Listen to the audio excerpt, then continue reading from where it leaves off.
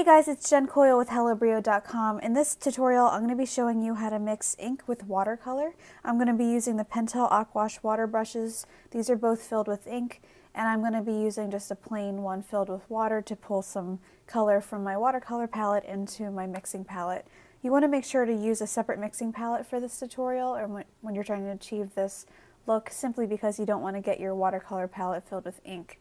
The ink that I'm using for this tutorial is the Higgins Eternal Black ink. This isn't the most saturated black ink in the world, and I think that actually helps when looking to achieve this effect, simply because it helps the watercolor shine through. So I just have them filled with these. This is the medium tip and this is the broad tip.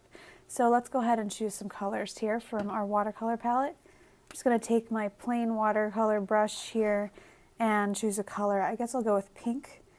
I know that tends to work really well. So I'm just going to drop a few drops of water in here to pick up some of the color and bring it over into my palette. I'm going to just push it over here. I want it to be really nice and saturated.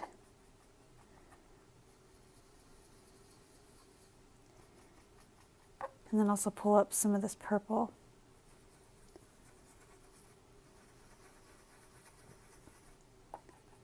Okay, so I can put my watercolor palette aside, and now I just have this palette that I'm working with here. So let's see, I guess I'll use my medium water brush. So let me show you what the ink looks like without watercolor.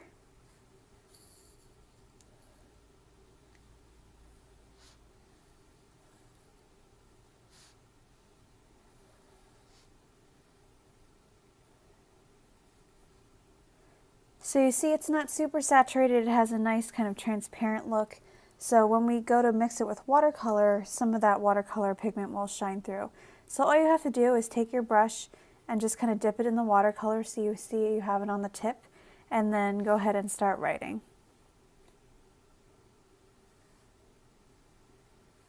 The first couple strokes will be really saturated with watercolor, and then it'll slowly fade back into ink.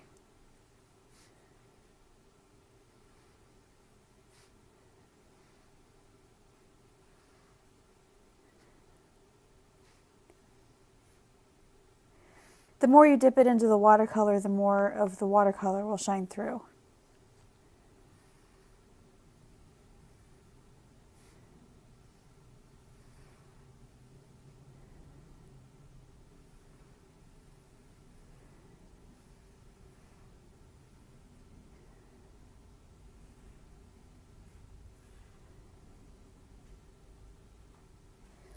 So that's really it for this tutorial. Make sure to check out my blog for more examples of how this effect looks. To learn more about brush lettering, make sure to stop by my blog for a free chapter of my book, Getting Started with Brush Lettering. So thanks for watching, hit like and subscribe, and I'll talk to you in my next video. Bye!